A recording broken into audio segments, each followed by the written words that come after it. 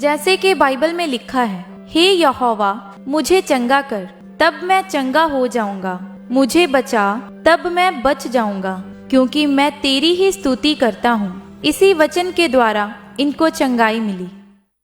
सबको जय मसीह की। मेरा नाम आशा है और मैं हरियाणा की रहने वाली हूँ और आज मैं अपने जीवन की अद्भुत गवाही देने जा रही हूँ। जून 2022 की बात है कि मुझे फीवर होना शुरू हो गया और मैंने अपने घर में ही 2-3 दिन दवाई खाई, लेकिन उससे मुझे कोई फ़र्क नहीं पड़ा। उस दवाई से मेरी हालत दिन पर दिन ख़राब होती जा रही थी और मेरे को उल्टियाँ लग रही थी और मेरा खाना पीना पचना बंद होने लग गया था।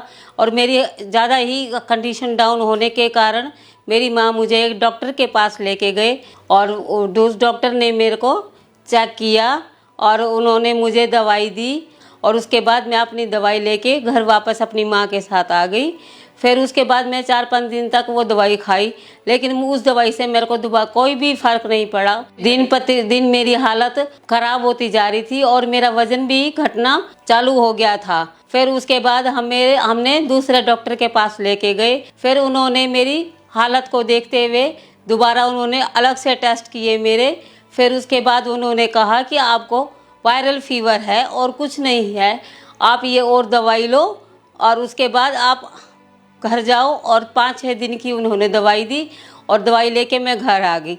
मैंने वो दवाई 5-6 दिन भी खाई, लेकिन मुझे कुछ भी फ़र्क नहीं पड़ा। वैसे की वैसे मेरी उल्टियाँ थी और खाना खाती थी तो मेरे को उल्टियाँ भी होती थी और लूज मोशन हो जाते थे। धीरे धीरे मेरी हालत और ज़्यादा बिगड़ती गई। मेरे को दवाइयाँ खाने से कोई फ़र्क नहीं पड़ा और मेरा शरीर दवाइयों से अंदर से खोखला होता चला गया और धीरे धीरे मैं बेड पे चली गई। बिल्कुल ही चलना फिरना मेरा बंद हो गया और मैं अपने हालात को देख के रोती थी। बहुत ही परेशान होती थी कि शायद मैं कभी बच नहीं पाऊंगी, लेकिन अपनी मम्मी को कहती थी, मम्मी मुझे एक अच्छे से डॉक्टर के पास ले चलो, वहाँ से मेरा अच्छा इलाज कराओ और मैं ठीक हो जाऊं तो मैं अपने बच्चे का पालन पोषण खुद कर सकूं। फिर उसके बाद मेरी मम्मी मुझे तीसरे डॉक्टर के पास लेके गई। तीसरे डॉक्टर ने भी मेरा इलाज किया और मुझे दवाई दी। फिर उन्होंने भी मेरे को कोई भी प्रॉब्लम नहीं बताई, लेकिन उनकी दवाई खाने से भी मेरे को कोई भी फ़र्क नहीं पड़ा। बिल्कुल ही हालत मेरी इतनी डाउन होगी कि मैं चलने के लायक भी नहीं रही। व्हील चेयर पे आ चुकी थी मैं। मुझे कहीं भी ले जाते थे तो व्हील चेयर पे ले जाते थे। बाथरूम कराना होता था, नहाना होता था, कुछ भी होता था तो व्हील चेयर पे ले जाते थे। फिर उसके बाद मैं धीरे धीरे और ही ज़्यादा मेरी हालत डाउन होती चली गई। लेकिन मेरे ऐसे हालात हो गए कि मेरी बचने की उम्मीद भी ख़त्म हो गई थी। मेरा शरीर पूरी तरह से पिंजर हो चुका था और मैं पूरी तरह से बिल्कुल ही वीक हो चुकी थी। जब मुझे 3 हॉस्पिटलों से कोई भी आराम नहीं हुआ और मेरी हालत बहुत ही ज़्यादा डाउन हो चुकी थी, तभी मेरी माँ ने मुझे चौथे डॉक्टर के पास लेके गई। उस डॉक्टर ने मेरी माँ को एडवाइस दी कि मुझे एंडोस्कोपी के लिए बोला। डॉक्टर ने मेरी एंडोस्कोपी की और छोटा सा कैमरा मेरे मुंह के जरिए से अंदर डालकर सारा अंदर मेरी लीवर देखा, मेरी किडनियाँ देखी। फिर उसके बाद वो एक छोटा सा पीस का टुकड़ा लिया, वो टेस्ट करने के लिए भेजा। फिर उसमें मेरी रिपोर्ट आई। एंडोस्कोपी करने के बाद डॉक्टर ने मुझे बताया मुझे सीलियक की बीमारी हो चुकी है। फिर मुझे डॉक्टर ने कहा कि गेहूं से आपको एलर्जी है, गेहूं से बनी हुई कोई भी चीज़ आप नहीं खा सकते। फिर उसके बाद मैंने अनाज खाना छोड़ दिया और अनाज के अलावा चावल की रोटी, मक्के की रोटी, बाजरे जवार की रोटी, ये सब खाना चालू कर दिया। इससे मैं चावल खाने चालू कर दिए। डॉक्टर के कहने के अनुसार मैंने अनाज खाना छोड़ दिया, लेकिन अनाज छोड़ने के बाद भी मेरी बीमारी वैसे की वैसी रही। वैसे ही मुझे उल्टियाँ लगती थी, वैसे ही मेरा लूज मोशन होता था और मेरा खाना तब भी नहीं पचता था। 4 डॉक्टरों से इलाज करवाने के बाद भी मेरी हालत वैसे की वैसे थी और मैं खाट पे थी और कहीं आना जाना होता था तो व्हील चेयर पे लेके जाते थे। एक दिन हमारे यहाँ रिश्तेदार आया, उन्होंने मेरी हालत को देखते हुए मेरी मम्मी को बताया कि आप एक बार इसे खामरा चर्च में लेके जाओ, वहाँ प्रभु यीशु इन्हें चंगा करेंगे। और मेरी मम्मी उनकी बात सुनकर मुझे गाड़ी में लेके खामरा चर्च लेके आए। 13 अगस्त 2023 को मेरा परिवार मुझे गाड़ी में लिटाकर खामरा चर्च ले आया और तब भी यहाँ आने के बाद मैं बिल्कुल भी चल नहीं पाती, तो मुझे सेवादारों ने व्हीलचेयर पे इमरजेंसी वार्ड में लेके आए। उस दिन मैं पहली बार खामरा चर्च में आई, तो यहाँ आने के बाद मैंने गवाही सुनी और फिर मुझे मेरे मन में विश्वास हो गया कि यहाँ आने के बाद मैं ठीक हो जाऊंगी। फिर उस दिन परमेश्वर के दास ने बीमारियों के लिए प्रार्थना की। व्हीलचेयर के रोगी, शिकंजों के रोगी, हड्डियों के रोगी, एक्सीडेंटल रोगी, स्किन के रोगी, सारी बीमारियां जो आपकी बॉडी के अंदर है, वो जैसे ही ऑयल आज आप पे आए, आपकी बॉडी को इमीडिएटली वो बीमारियां छोड़ के जाए। मैं कमांड करता हूं यीशु मसीह के सामर्थी नाम में। उस दिन परमेश्वर के दास ने जब बीमार बंदों के लिए प्रार्थना की तो मेरा शरीर बहुत ही हल्का महसूस होने लगा। उसी टाइम टीम ने प्रेयर के दौरान मुझे प्रार्थना वाला तेल लगाया। उस तेल से मेरे अंदर बिल्कुल ऐसे ही करंट सा लगा कि मेरे को अंदर से ऐसा लगा कि मैं बिल्कुल ही चल उठ के खड़ी हो सकती हूँ और उसके बाद मैं धीरे धीरे चलने लगी। जब मैंने अपने आप को चेक किया तो मैं आप गवाही देने के लिए आगे गई। 1 साल से इस बहन की पूरी बॉडी रुक गई थी, पूरी तरह बिस्तर के ऊपर थे। आज इनकी फैमिली उठा के गाड़ी में लिटा के चर्च में लेके आए। जैसे ही प्रार्थना की ये व्हीलचेयर को छोड़े, खड़े हुए और आज इनकी पूरी बॉडी में बल आया और ये हील हो चुके हैं बॉसल जी अभी इसी वक्त।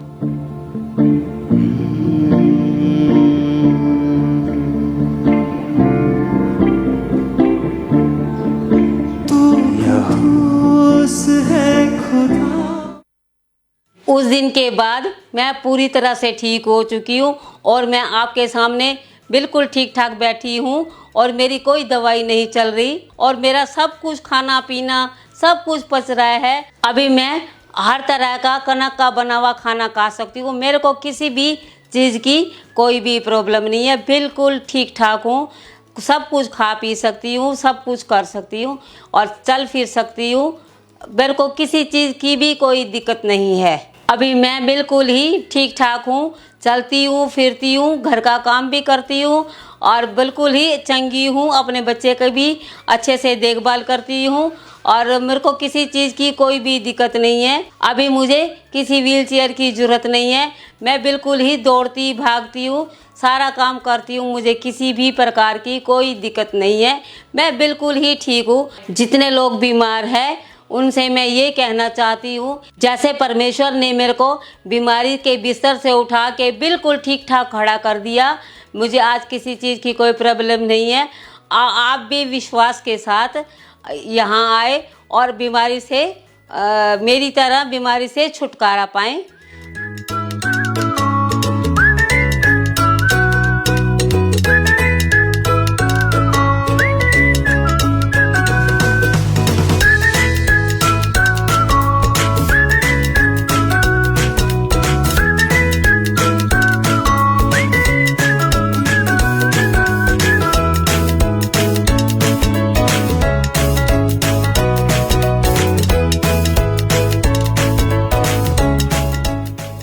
इस बड़ी चंगाई के लिए मैं प्रभु का धन्यवाद करती हूँ और प्रभु के दास का भी धन्यवाद करती हूँ। मैं सबको जय मसीह की।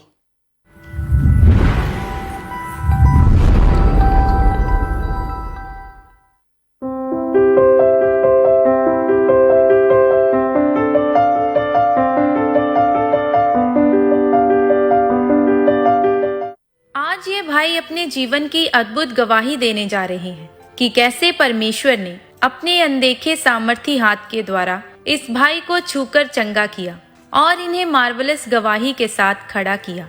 तो आइए देखते हैं इनकी टेस्टिमनी को। सारिਆਂ ਨੂੰ जय मसीह की। मेरा नाम लव, मैं जलंधर शहर का रहने वाला हाँ। ਅੱਜ मैं अपनी ज़िंदगी की बहुत बड़ी गवाही देने जा रहा कि किस तरह प्रभु यीशु मसीह जी ने मैनू चंगा किया। जिस तरह बाइबल में लिखा है, यहोवा तुहाडी हड्डी हड्डी की रक्षा करने वाला परमेश्वर है। सचमुच ये वचन ने मेरी ज़िंदगी बहुत बड़ा काम किया। 2020 ਦੀ ਗੱਲ ਹੈ, ਜਦੋਂ ਮੈਂ ਆਪਣੇ ਕਾਲਜ ਵਿੱਚ ਸਟੱਡੀ ਕਰਦਾ ਸੀ ਤਾਂ ਅਚਾਨਕ ਹੀ ਮੇਰੇ ਪੈਰ ਵਿੱਚ ਪੇਨ ਹੋਣੀ ਸ਼ੁਰੂ ਹੋਈ। ਪਹਿਲਾਂ ਤਾਂ ਮੈਨੂੰ ਇਗਨੋਰ ਕੀਤਾ ਕਿ ਮੈਂ ਸੋਚਿਆ ਖਰੇ ਇਹ ਆਮ ਜੀ ਗੱਲ ਆ, ਪਰ ਹੌਲੀ ਹੌਲੀ ਇਹ ਦਰਦ ਵੱਧ ਰਹੀ ਗਈ। ਜਦੋਂ ਮੈਂ ਤੁਰਦਾ ਸੀ ਮੈਨੂੰ ਇੰਜ ਲੱਗਦਾ ਸੀ ਕਿ ਮੇਰੇ ਗਿੱਟਿਆਂ 'ਚੋਂ ਤੁਰਦੇ ਵੇਲੇ ਮੇਰੇ ਗਿੱਟਿਆਂ 'ਚ ਆਵਾਜ਼ਾਂ ਆਉਂਦੀਆਂ ਰਹਿੰਦੀਆਂ ਸੀ। ਸਮ ਟਾਈਮ ਮੈਨੂੰ ਇੱਦਾਂ ਲੱਗਦਾ ਸੀ ਕਿ ਸ਼ਾਇਦ ਮੇਰਾ ਗਿੱਟਾ ਹੁਣੇ ਹੀ ਉੱਤਰ ਕੇ ਰਹਿ ਜਾਣਾ, ਪਰ ਹੌਲੀ ਹੌਲੀ ਇਹ ਦਰਦ ਵੱਧ ਕੇ ਮੇਰੇ ਗੋਡਿਆਂ ਤੱਕ ਪਹੁੰਚ ਗਈ। ਫਿਰ ਜਦੋਂ ਇਹ ਗੱਲ ਮੈਂ ਆਪਣੇ ਘਰਦਿਆਂ ਨਾਲ ਸ਼ੇਅਰ ਕੀਤੀ ਤਾਂ ਮੇਰੇ ਘਰਦੇ ਮੈਨੂੰ ਡਾਕਟਰ ਕੋਲ ਲੈ ਗਏ। ਅਸੀਂ 1-2 ਡਾਕਟਰ ਬਦਲੇ। ਡਾਕਟਰ ਹਰ ਵਾਰ ਮੈਨੂੰ ਕੈਲਸ਼ੀਅਮ ਜਾਂ ਮਲਟੀਵਿਟਾਮਿਨ ਦੀ ਦਵਾਈ ਦਿੰਦਾ ਸੀ, ਜਿਹਦੇ ਨਾਲ ਮੇਰਾ ਸਰੀਰ ਸਹੀ ਹੋ ਜਾਂਦਾ ਸੀ।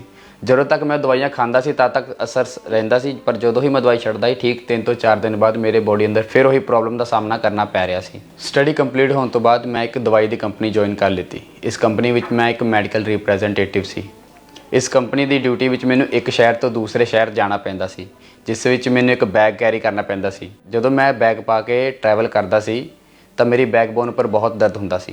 ਮੈਨੂੰ ਇੰਜ ਲੱਗਦਾ ਸੀ ਕਿ ਸ਼ਾਇਦ ਮੈਂ ਹੁਣੇ ਹੀ ਡਿੱਗ ਜਾਵਾਂਗਾ। ਫਿਰ ਜਦੋਂ ਮੈਨੂੰ ਹੌਲੀ ਹੌਲੀ ਇਸ ਕੰਪਨੀ ਵਿੱਚ ਮੈਨੂੰ ਦਵਾਈਆਂ ਦੀ ਨੌਲੇਜ ਹੋ ਗਈ ਤਾਂ ਮੈਂ ਉਹ ਦਵਾਈਆਂ ਖੁਦ ਖਾ ਕੇ ਦੇਖੀਆਂ, ਪਰ ਜਿੰਨੀ ਦੇਰ ਤੱਕ ਮੈਂ ਦਵਾਈ ਖਾਂਦਾ ਸੀ ਉਨੀ ਦੇਰ ਹੀ ਮੈਂ ਠੀਕ ਰਹਿੰਦਾ ਸੀ। ਜਦੋਂ ਮੈਂ ਦਵਾਈ ਛੱਡ ਦਿੰਦਾ ਸੀ ਤਾਂ 2-3 ਦਿਨ ਬਾਅਦ ਫਿਰ ਉਹੀ ਹਾਲ ਹੋ ਜਾਂਦਾ ਸੀ। ਜਿੱਦਾਂ ਕਿ ਮੈਂ ਇੱਕ ਮੈਡੀਕਲ ਰਿਪਰੈਜ਼ੈਂਟੇਟਿਵ ਹਾਂ ਅਤੇ ਮੇਰਾ ਡਾਕਟਰ ਮਿਲਣਾ ਕੰਮ ਸੀ, ਤਾਂ ਮੈਨੂੰ ਕਈ ਡਾਕਟਰਾਂ ਨੇ ਕਿਹਾ ਤੁਸੀਂ ਇੱਕ ਵਾਰ ਆਪਣਾ BMD ਟੈਸਟ ਕਰਵਾ ਲਓ। ਫਿਰ ਮੈਂ ਡਾਕਟਰ ਦੇ ਕਹੇ ਅਨੁਸਾਰ ਮੈਂ ਆਪਣੀ ਹੱਡੀਆਂ ਦਾ ਟੈਸਟ ਕਰਵਾਇਆ, ਜਿਸ ਵਿੱਚ ਰਿਪੋਰਟ ਨਾਰਮਲ ਸੀ, ਪਰ ਮੈਂ ਆਪਣੇ ਮਨ ਦੀ ਸ਼ੰਕਾ ਨੂੰ ਦੂਰ ਕਰਨ ਲਈ ਇਹ ਟੈਸਟ ਦੁਬਾਰਾ ਕਰਵਾਇਆ।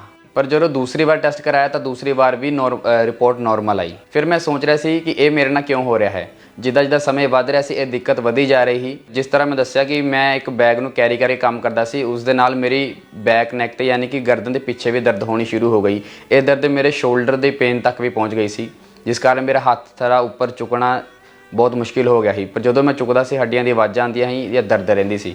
ਸਮ ਟਾਈਮ ਮੈਨੂੰ ਇੱਦਾਂ ਲੱਗਦਾ ਸੀ ਕਿ ਦਰਦ ਮੇਰੀ ਬੋਡੀ 'ਚ ਇੱਕ ਜਗ੍ਹਾ ਤੋਂ ਦੂਸਰੀ ਜਗ੍ਹਾ ਮੂਵ ਹੁੰਦੇ ਮੈਨੂੰ ਮਹਿਸੂਸ ਹੁੰਦੀ ਸੀ। ਜਦੋਂ ਮੈਂ ਬੈੱਡ ਤੋਂ ਉੱਠਦਾ ਸੀ ਤਾਂ ਮੈਂ ਇੱਕ ਪਾਸਾ ਲੈ ਕੇ ਉੱਠਦਾ ਸੀ, ਕਿਉਂਕਿ ਜਦੋਂ ਮੈਂ ਸਿੱਧਾ ਉੱਠਦਾ ਸੀ ਤਾਂ ਮੇਰੀ ਪੂਰੀ ਕਮਰ ਦਰਦ ਹੁੰਦੀ ਸੀ। ਮੈਨੂੰ ਇੰਝ ਲੱਗਦਾ ਸੀ ਕਿ ਸ਼ਾਇਦ ਮੇਰੀ ਕਮਰ ਹੁਣੇ ਨੀਚੇ ਡਿੱਗ ਜਾਵੇਗੀ। ਫਿਰ ਮੈਂ 1-2 ਹੋਰ ਸਪੈਸ਼ਲਿਸਟ ਡਾਕਟਰ ਨਾਲ ਗੱਲ ਸ਼ੇਅਰ ਕੀਤੀ ਕਿ ਇਹ ਦਿੱਕਤ ਕਿਉਂ ਹੁੰਦੀ ਹੈ, ਤਾਂ ਡਾਕਟਰ ਨੇ ਕਿਹਾ ਇਹ ਸਭ ਲੱਛਣ ਬੁਢਾਪੇ ਦੇ ਹਨ। ਤਾਂ ਇਹ ਸਭ ਚੀਜ਼ਾਂ ਨੂੰ ਸੋਚ ਕੇ ਮੈਂ ਬਹੁਤ ਹੀ ਉਦਾਸ ਹੋ ਜਾਂਦਾ ਸੀ ਕਿ ਮੇਰੀ ਉਮਰ ਹਜੇ ਕੁਝ ਵੀ ਨਹੀਂ ਹੈ ਤਾਂ ਮੈਨੂੰ ਲੱਛਣ ਬੁਢਾਪੇ ਵਾਲੇ ਦੇਖਣ ਨੂੰ ਮਿਲ ਰਹੇ ਹਨ। ਇਸ ਦਿੱਕਤ ਕਾਰਨ ਮੇਰੀ ਜੌਬ 'ਤੇ ਵੀ ਬਹੁਤ ਅਸਰ ਪੈ ਰਿਹਾ ਸੀ। ਜਦੋਂ ਮੈਂ ਕੰਮ ਕਰਨ ਲਈ ਇੱਕ ਸ਼ਹਿਰ ਤੋਂ ਦੂਸਰੇ ਸ਼ਹਿਰ ਜਾਂਦਾ ਸੀ ਤਾਂ ਮੈਨੂੰ ਡਰਾਈਵਿੰਗ ਵੇਲੇ ਵੀ ਮੇਰੀ ਬੈਕਬੋਨ ਦਰਦ ਹੁੰਦੀ ਸੀ। ਜਿੱਦਾਂ ਕਿ ਮੈਂ ਬੈਗ ਪਾ ਕੇ ਕੰਮ ਕਰਦਾ ਸੀ, ਮੇਰੇ ਸ਼ੋਲਡਰ 'ਤੇ ਵੀ ਪੇਨ ਹੁੰਦੀ ਸੀ।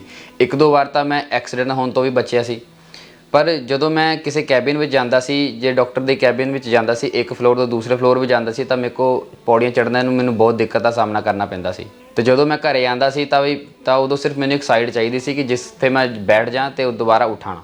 ਹੱਡੀਆਂ ਦੀ ਆਵਾਜ਼ ਦੇ ਨਾਲ ਮੇਰੇ ਮਾਸਪੇਸ਼ੀਆਂ ਵਿੱਚ ਵੀ ਬਹੁਤ ਦਰਦ ਰਹਿੰਦਾ ਸੀ, ਜਿਸ ਕਾਰਨ ਮੈਂ ਜ਼ਿਆਦਾ ਤੁਰ ਫਿਰ ਨਹੀਂ ਪਾਉਂਦਾ ਸੀ, ਕੋਈ ਹੈਵੀ ਸਮਾਨ ਨਹੀਂ ਚੁੱਕ ਪਾਉਂਦਾ ਸੀ। ਇਸ ਰੋਗ ਦੇ ਕਾਰਨ ਮੈਂ ਕਾਫੀ ਡਾਕਟਰ ਬਦਲੇ, ਕਾਫੀ ਟੈਬਲੇਟ, ਕਾਫੀ ਗੋਲੀਆਂ ਖਾਧੀਆਂ। ਈਵਨ ਕਿ ਮੈਂ ਖੁਦ ਮੈਡੀਕਲ ਲਾਈਨ ਦੇ ਵਿੱਚ ਸੀ, ਮੈਂ ਕੁਝ ਨਹੀਂ ਕਰ ਪਾ ਰਿਹਾ ਸੀ, ਜਿਸ ਕਾਰਨ ਮੈਂ ਬਹੁਤ ਹੀ ਉਦਾਸ ਰਹਿੰਦਾ ਸੀ। ਇਸ ਚੀਜ਼ ਨੂੰ ਮੈਂ ਬਾਰ-ਬਾਰ ਸੋਚਦਾ ਸੀ ਤੇ ਮੇਰਾ ਕਿਸੇ ਕੰਮ ਵਿੱਚ ਮਨ ਨਹੀਂ ਲੱਗਦਾ ਸੀ। ਪਰ ਮੇਰੀ ਫੈਮਿਲੀ ਪ੍ਰਭੂ ਵਿੱਚ ਸੀ, ਉਹ ਖਾਂਬਰਾ ਚਰਚ ਨਾਲ ਜੁੜੀ ਹੋਈ ਸੀ। ਤਾਂ ਮੇਰੀ ਫੈਮਿਲੀ ਮੈਨੂੰ ਕਹਿੰਦੀ ਸੀ ਕਿ ਤੂੰ ਪ੍ਰਭੂ ਦੀ ਹਜ਼ੂਰੀ ਵਿੱਚ ਜਾ। ਜਿੱਦਾਂ ਕਿ ਮੈਂ ਖੁਦ ਪ੍ਰਭੂ ਦੇ ਬਹੁਤ ਵੱਡੇ ਚਮਤਕਾਰ ਦੇਖੇ ਕਿ ਕਿਸ ਤਰ੍ਹਾਂ ਚਰਚ ਵਿੱਚ ਲੋਕ ਚੰਗੇ ਹੋ ਰਹੇ ਹਨ। ਫਿਰ ਚਰਚ ਵਿੱਚ ਆ ਕੇ ਜਦੋਂ ਮੈਂ ਐਮਰਜੈਂਸੀ ਸੈਕਸ਼ਨ ਵਿੱਚ ਦੇਖਦਾ ਸੀ ਕਿ ਲੋਕਾਂ ਦੇ ਗਵਾਹੀਆਂ ਨੂੰ ਦੇਖਦਾ ਸੀ ਕਿ ਪਰਮੇਸ਼ਰ ਕਿਸ ਤਰ੍ਹਾਂ ਲੰਗੜਿਆਂ ਨੂੰ ਚਲਾ ਰਿਹਾ ਹੈ ਤੇ ਕੈਂਸਰ ਦੇ ਰੋਗੀਆਂ ਨੂੰ ਠੀਕ ਕਰ ਰਿਹਾ ਹੈ, ਤਾਂ ਮੈਂ ਕਹਿੰਦਾ ਸੀ ਕਿ ਮੇਰਾ ਰੋਗ ਤਾਂ ਇਹਨਾਂ ਅੱਗੇ ਕੁਝ ਹੈ ਹੀ ਨਹੀਂ। ਤਾਂ ਮੇਰਾ ਵਿਸ਼ਵਾਸ ਸੀ ਪ੍ਰਭੂ ਵਿੱਚ ਕਿ ਪ੍ਰਭੂ ਜੇ ਸਭ ਨੂੰ ਚੰਗਾ ਕਰ ਰਿਹਾ ਤਾਂ ਮੈਨੂੰ ਵੀ ਚੰਗਾ ਕਰੇਗਾ। ਫਿਰ ਮੈਂ ਰੈਗੂਲਰ ਚਰਚ ਆਉਂਦਾ ਰਿਹਾ, ਮੈਂ ਰੈਗੂਲਰ ਮੀਟਿੰਗ ਨੂੰ ਅਟੈਂਡ ਕਰਦਾ ਰਿਹਾ। ਫਿਰ 7 ਮਈ 2023 ਨੂੰ ਜਦੋਂ ਮੈਂ ਖਾਂਬਰਾ ਚਰਚ ਵਿੱਚ ਆਇਆ, ਫਿਰ ਉਸ ਦਿਨ ਪ੍ਰਾਰਥਨਾ ਦੇ ਦੌਰਾਨ ਜਦੋਂ ਅਪੋਸਟਲ जी ने एक भविष्यवाणी की थी। मैं एक व्यक्ति को देख रहा हूं, एक लड़के को, यंग अनमैरिड, तेरी मांसपेशियों में बहुत प्रॉब्लम है, शरीर की अलग अलग जगह, अलग अलग हिस्सों के ऊपर खुदावंद का आत्मा तुम्हें चंगा कर रहा है। तुम्हें लगता है तुम्हें एक बड़ी बीमारी है, लेकिन ये शैतान का अटैक है, बीमारी नहीं। और इसीलिए जब तुम टेस्ट करवाने जाते हो उनमें कुछ निकलता नहीं। मैं देख रहा तुमको चंगे होते हुए, आजाद होते हुए। ਤਾਂ ਇਹ ਭਵਿਸ਼ਵਾਣੀ ਬਿਲਕੁਲ ਮੇਰੇ ਨਾਲ ਮੈਚ ਕਰ ਰਹੀ। ਤਾਂ ਮੈਂ ਹੈਰਾਨ ਹੋਇਆ ਕਿ ਇਹ ਕਿੱਦਾਂ ਹੋ ਗਿਆ ਕਿ ਅੱਜ ਤੱਕ ਮੈਂ ਗੱਲ ਕਿਸੇ ਨਾਲ ਸ਼ੇਅਰ ਨਹੀਂ ਕੀਤੀ। ਮੈਂ ਬਹੁਤ ਖੁਸ਼ ਹੋਇਆ ਕਿ ਪਰਮੇਸ਼ਵਰ ਅੱਜ ਤੂੰ ਮੇਰੀ ਦੁਹਾਈ ਸੁਣੀ ਤੇ ਮੇਰੇ ਕੇਸ ਨੂੰ ਆਪਣੇ ਦਾਸ ਉੱਪਰ ਜ਼ਾਹਿਰ ਕੀਤਾ। ਫਿਰ ਮੈਂ ਉਸ ਪ੍ਰੋਫੈਸ਼ਨ ਸੁਣ ਕੇ ਪੁਲਪਟ ਤੇ ਗਿਆ ਤਾਂ ਪਰਮੇਸ਼ਵਰ ਦੇ ਦਾਸ ਅਪੋਸਟਲ ਅੰਕੁਰ ਯੂਸੁਫ ਨਰੂਲਾ जी ने मेरे ऊपर ले हैंड की थी। अपोस्टल जी, आपने एक और भविष्यवाणी की कि एक व्यक्ति को देख रहा हूँ, लड़के को, यंग अनमैरिड, मांसपेशियों में बहुत प्रॉब्लम है, बॉडी के अलग अलग हिस्सों में, और ये शैतान का अटैक है। कहते जैसे ही आपने बोला सेम इसी रीति से इतनी बार मैंने मेडिकल रिपोर्ट्स करवाई और दवाइयों पे दवाइयां, लेकिन कुछ नहीं समझ आ रही थी। जैसे ही आपने बोला शैतानी attack, out in Jesus name, devil leave, the name of Jesus B free. I speak life upon your body, bones. You are healed in Jesus' name. Na, la, na, na, la. ये हाथ को मिला मेरे साथ. In Jesus' name, receive strength.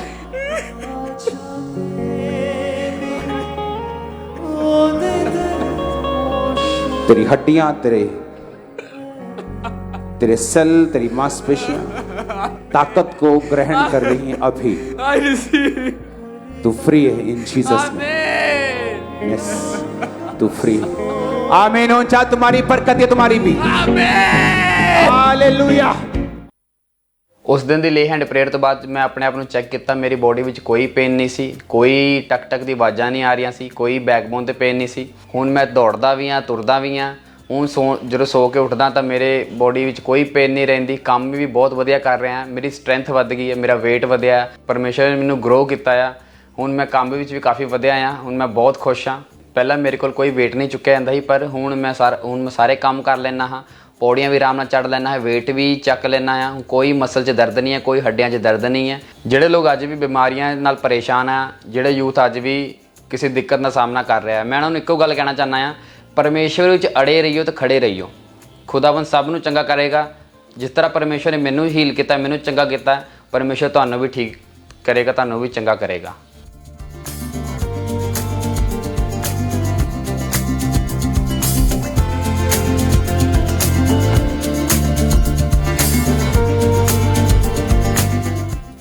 ਮੈਂ ਇਸ ਵੱਡੀ healing ਲਈ ਪਰਮੇਸ਼ਵਰ ਦਾ ਬਹੁਤ ਧੰਨਵਾਦ ਕਰਦਾ ਹਾਂ ਤੇ ਪਰਮੇਸ਼ਵਰ ਦੇ 10 ਅਪੋਸਟਲ ਅੰकुर यूसुफ नरूला जी ਦਾ ਵੀ ਬਹੁਤ ਬਹੁਤ ਧੰਨਵਾਦ ਕਰਦਾ ਹਾਂ.